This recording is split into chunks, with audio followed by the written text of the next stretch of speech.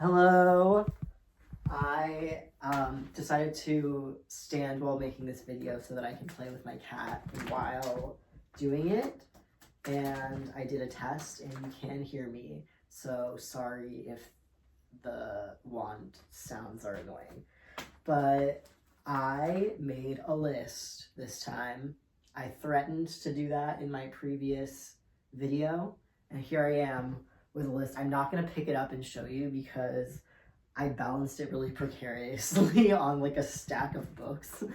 But the topic for today's video is why I love not editing videos.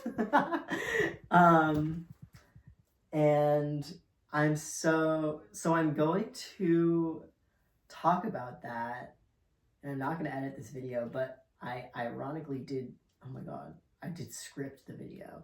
Can you see this? Yeah, I got the cat toy stuck on a plant. Anyway, I made a list, but the list is kind of not very good. So it'll still, don't worry guys, I will still ramble and yap a lot. But one, why I love not editing videos. One, extremely easy output. One thing about not doing something is that it takes no energy. And I have been in a period of life where I don't have very much energy. Yeah, I feel like I alluded to this in my previous video. Yeah, when I was talking about how I'm like more hyperfixated because I'm like really overwhelmed by stuff. And so I feel like I don't have energy because of the overwhelmedness and all of the things that happened in my life in the past, let's say, I was like, I'm gonna estimate, but then I started trying to calculate and I got stuck. But let's go with like November, December, January. So 3 months. Oh my god, I just noticed that a picture, not a picture, like something I have on my wall that's taped up with duct tape is like peeling off and it's gonna fall. So that sucks. But anyway,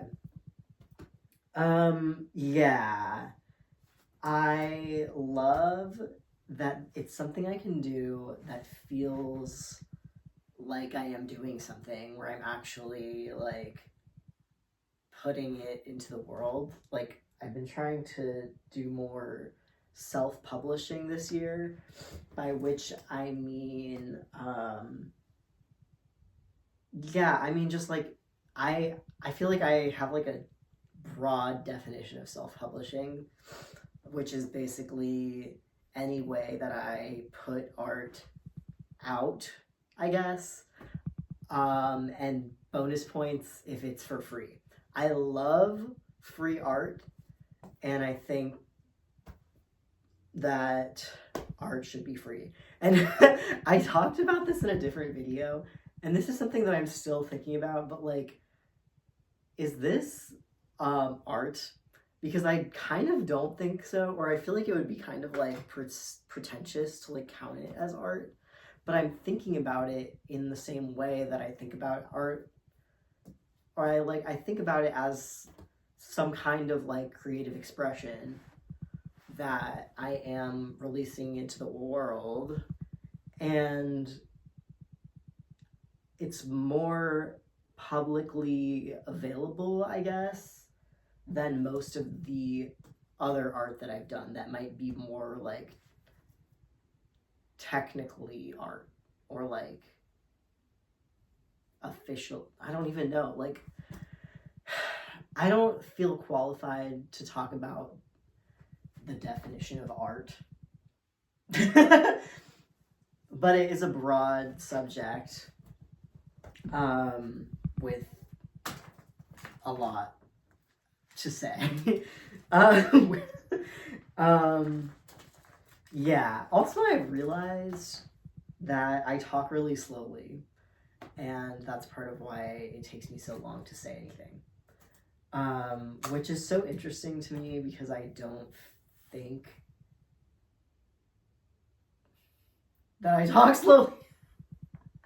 Like, I don't identify as talking slowly, but sometimes the facts are undeniable, and the facts are that I watched a video back of me talking, and I was like, damn, you talk slow. And also, oh my god, also one time I was hanging out with my friend, and it came up that we both had recently recorded voice memos of us talking about our dreams, and we shared them, and he was like, you talk so slowly in this. I think he was like, oh, you really did just wake up, like, 'cause you're so groggy. Or something like that. And I had, but then I think I showed him a different voice memo that wasn't from when I had just woken up. And that one, I also was talking really slowly, apparently. So, yeah, props to you for sticking with this. Yes, but, oh, right, okay, so the next thing, I guess that actually I will skip. I have a numbered list, but when I got to number like 4, I was like, this doesn't make any sense. Like 2 of them are like the same thing, or 2 different points in the same thing. So I'm gonna ignore the numbers. Oh, one of them doesn't even have a number. This was like such a loose brainstorming. That's exactly what I want. Like I'm trying to keep this, like doing this, like making YouTube videos as easy as possible for me. Because I want it to be easy. And I'm not doing it as a job, and I love doing stuff for free. And since I'm doing it for free and not expecting payment for it, I literally can do whatever I want. And I have no intention of making this my job. If it became my job, because I can't pretend I've never thought about that, but like, I think that would be fine. But I don't see myself like trying to squeeze money out of it. That's a weird way of putting it. Like, I wouldn't want to be motivated by profit, is what I'm saying. Like, and I know that you can be motivated by profit and something else. Cat toy flying around, oh my god. But I feel like I just don't want money to even be a factor in my motivation, I guess. So, where was that? Why did I say that? Oh, I don't know. I started talking about like how, okay, well, I'll just go back to my list. This is exactly what I have this for. But like, before I kind of ended with saying like that I ended the first point with me saying that I have a lot to say. Is that what I said? Fuck.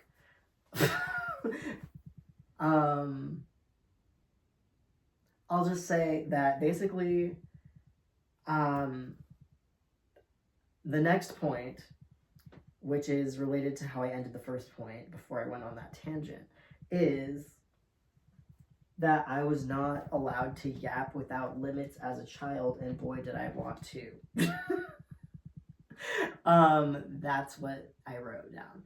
So what that means is that it's not that I wasn't like, there was no punishment for me talking, but it was just like, I was told that when I would tell stories, I would go off on tangents or be really like fixated on certain details that I thought were important to include.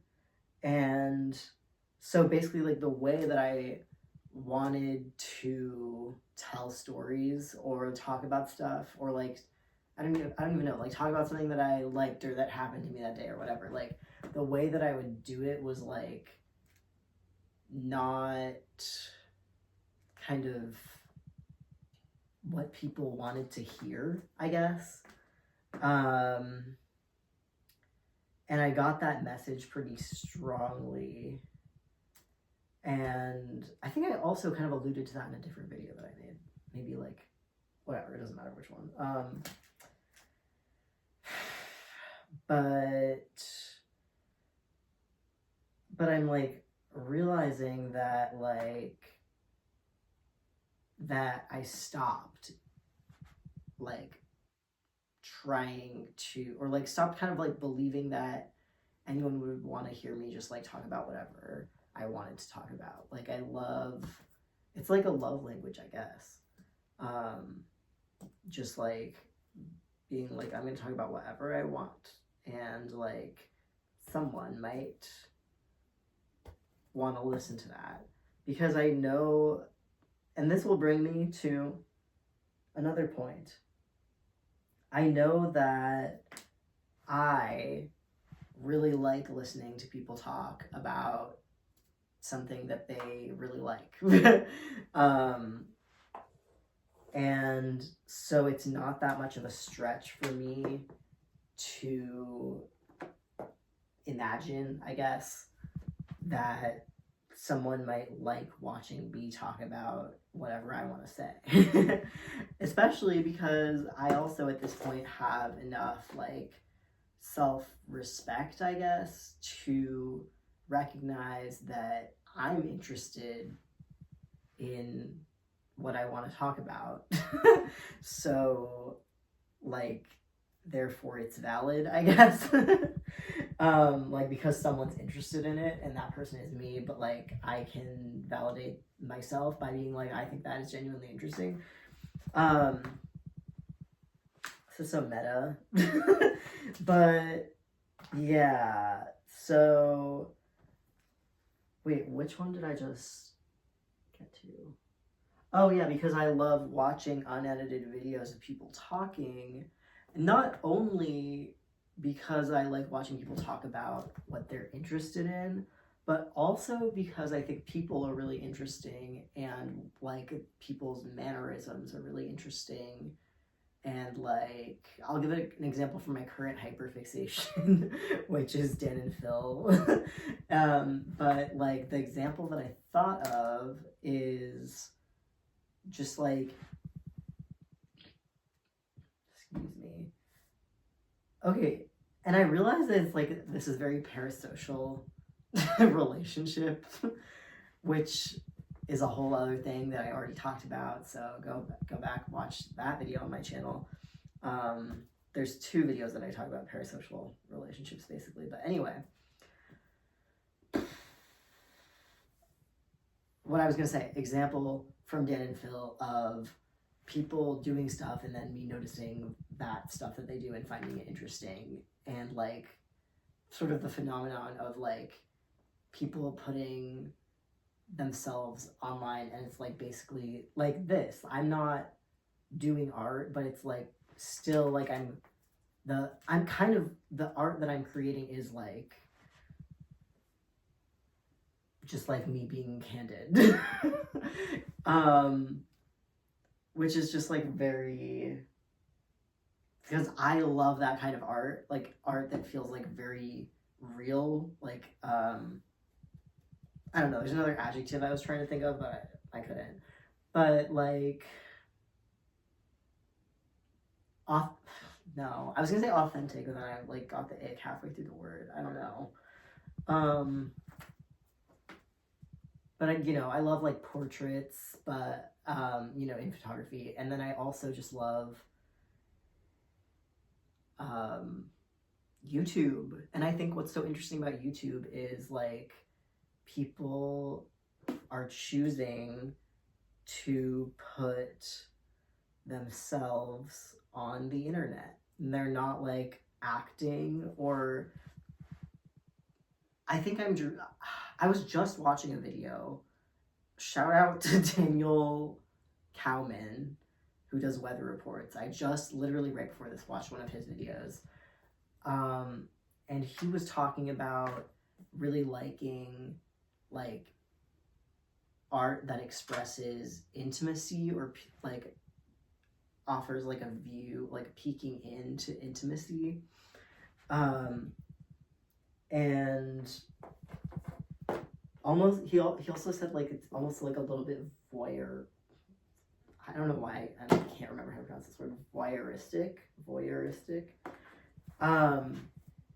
which I think is true. But then, but on YouTube, people choose to be like, everyone look at me. And it's so weird because they're often people that are really like shy in real life. Like, I'm someone who hates having my picture taken.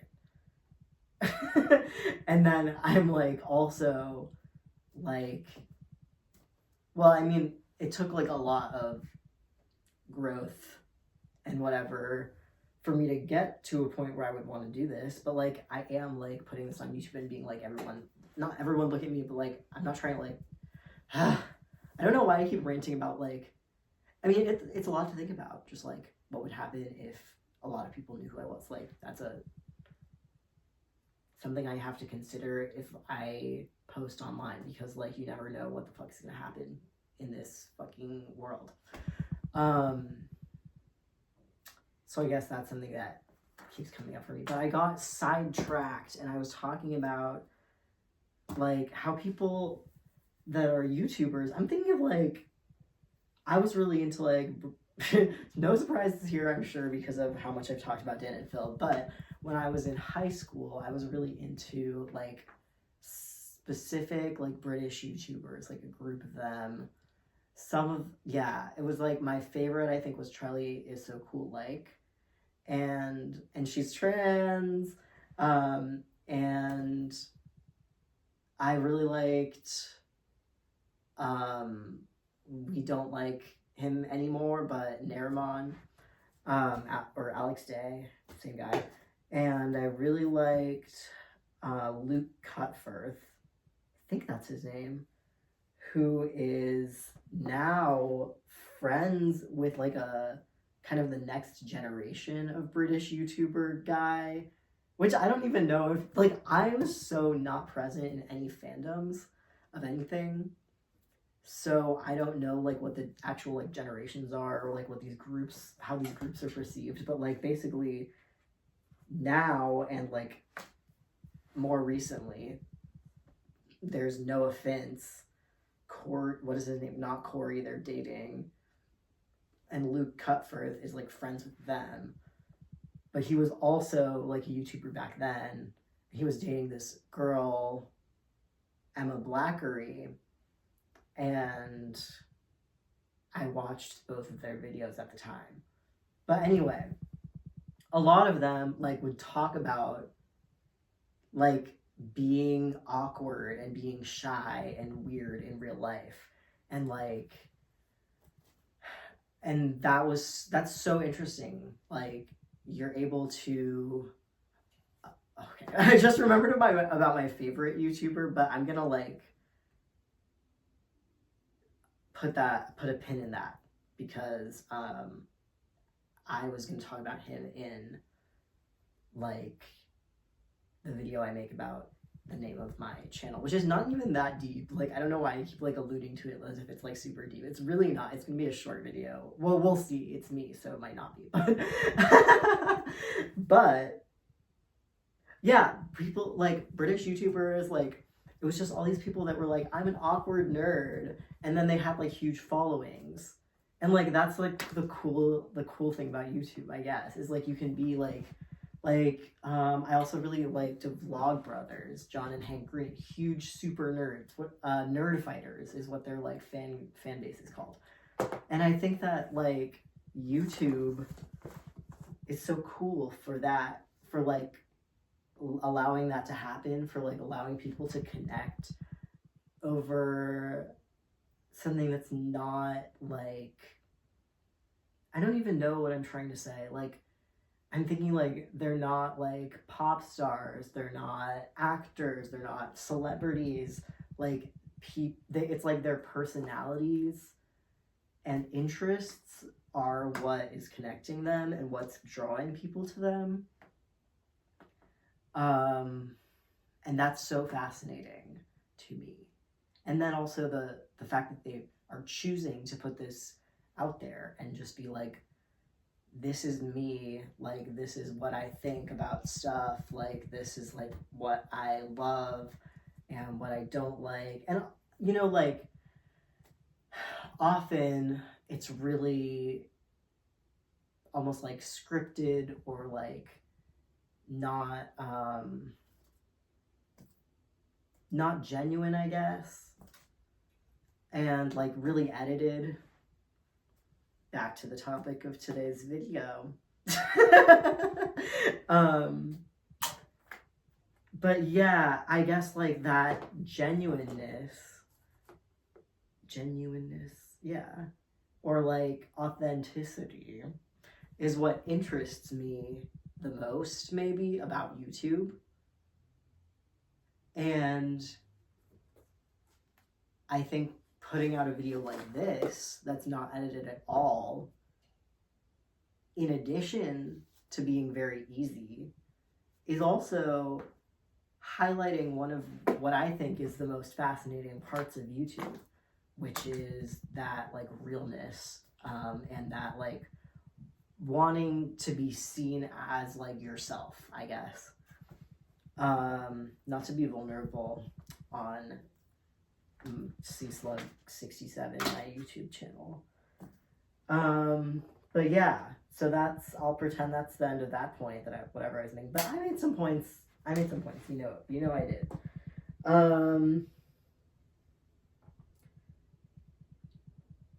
Oh, okay. Wait, okay.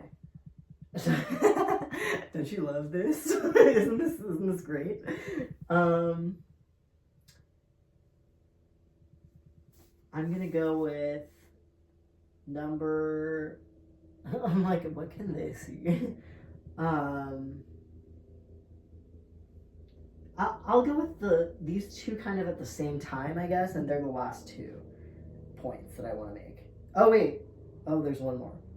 Oh my god. Okay. Anyway, I'll just real quick address stretching my attention span. I think this is related to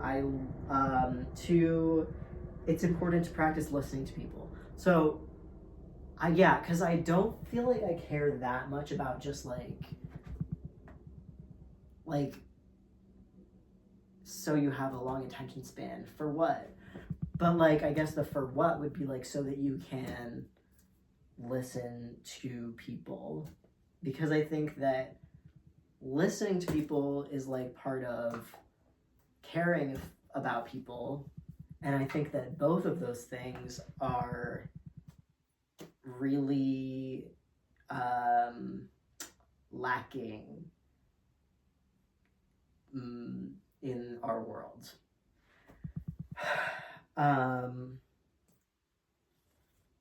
So yeah, and I've heard the phrase, there's the attention economy.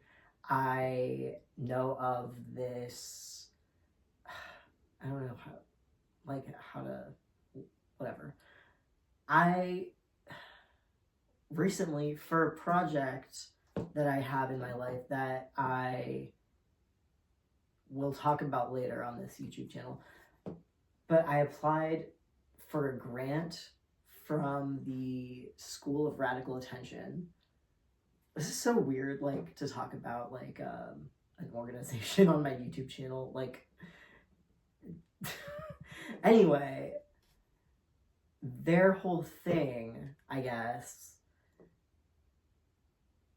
is something that I do also agree with, but, like, their whole thing is, like, attention activism and, like, sort of fighting back against the attention economy and what they call human fracking. And I don't, in my understanding, like, I don't know, my friend and I both applied to this grant, and like they went on the Zoom call. I'm feeling so mushy. Maybe I shouldn't have said the name of the organization. I don't know how, but I'm not editing. I think it's fine. I'm not talking trash about them. But basically, Okay, wait, maybe I'm gonna say less than I was going to say.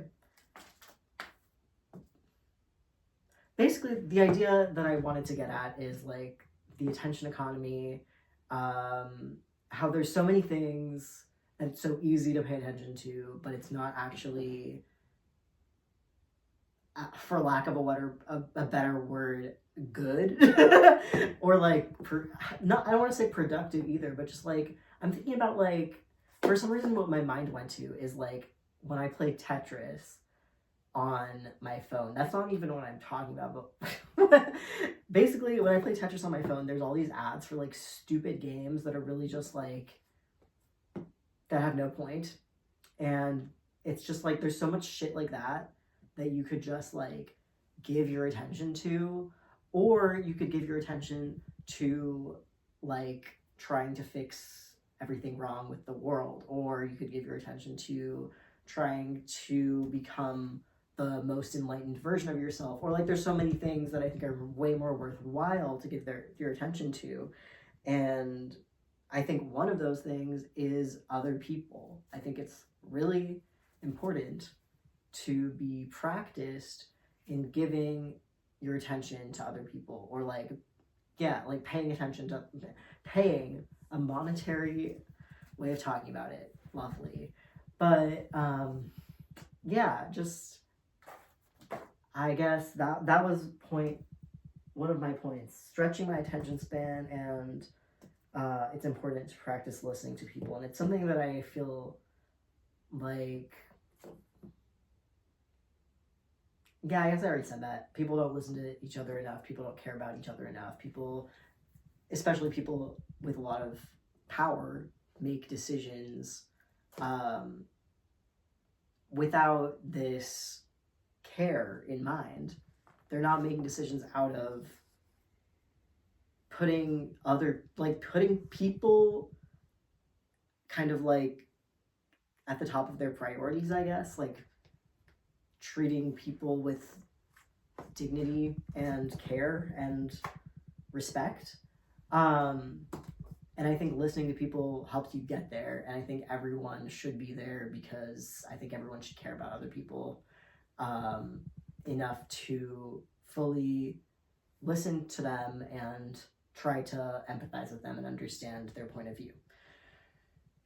And not only that, but like also like what like makes them like laugh like crazy, or like what like is like most important to them, or whatever. Like, yeah, people should feel listened to, and people should listen to people, because people are important. All right, and my final point is that talking makes you feel better. And that was also something that Daniel Cowman said in his weather report that came out today, January 23rd, 2025.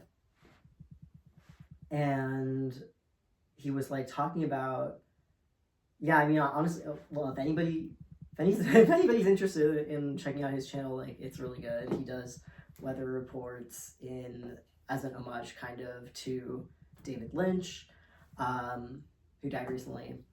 And he started doing it way before he died. But anyway,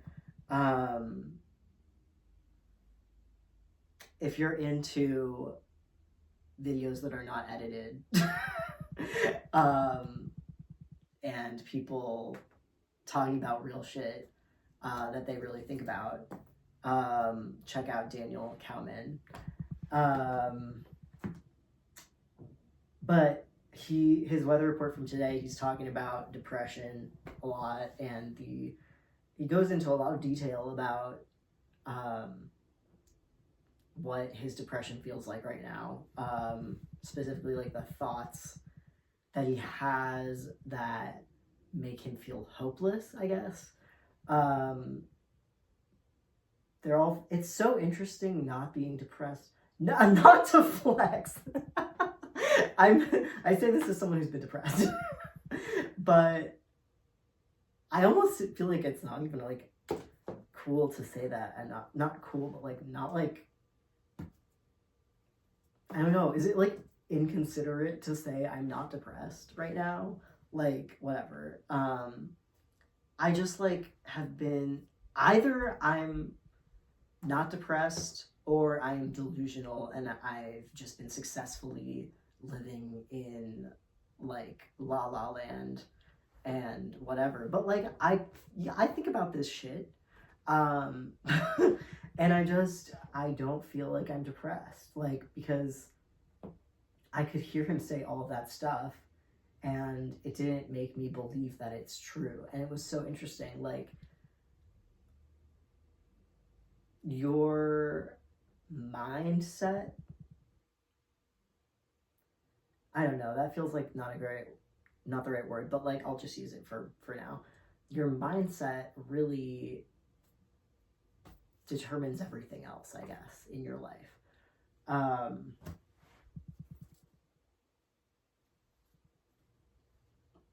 And I almost mean by that, like, your attitude towards yourself, your ability to accept yourself and have compassion for yourself. And I'm really not trying to like preach, but I don't know. I mean, like, I take the lessons I've learned seriously.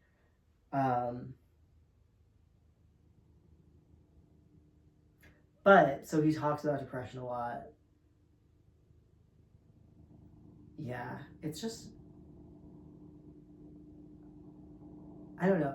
I don't know if I would say it's him talking about depression. It's him talking about his feelings about living life.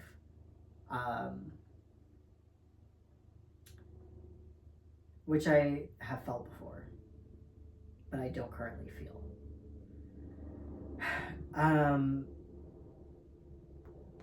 It feels very,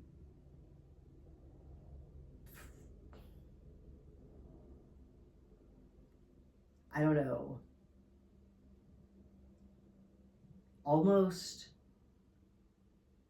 scary or fake or like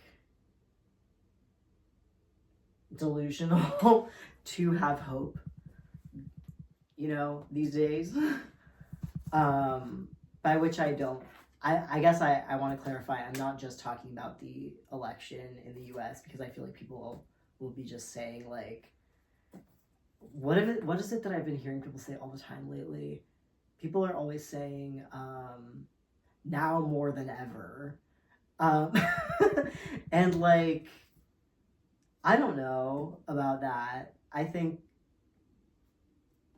now, yes, more than ever, I don't know. Like, the shit's been dire before, will be dire again. But that said, like, I don't know, there's a lot of fear going around about this being kind of an unprecedented period of fascism in America. So there is that. But I'm not here to talk about that today. I'm just trying to say that there's a lot of reasons to be depressed, and I don't feel depressed. And Daniel Kalman said talking about it made him feel better. And I feel like that's totally true. I feel like when I have been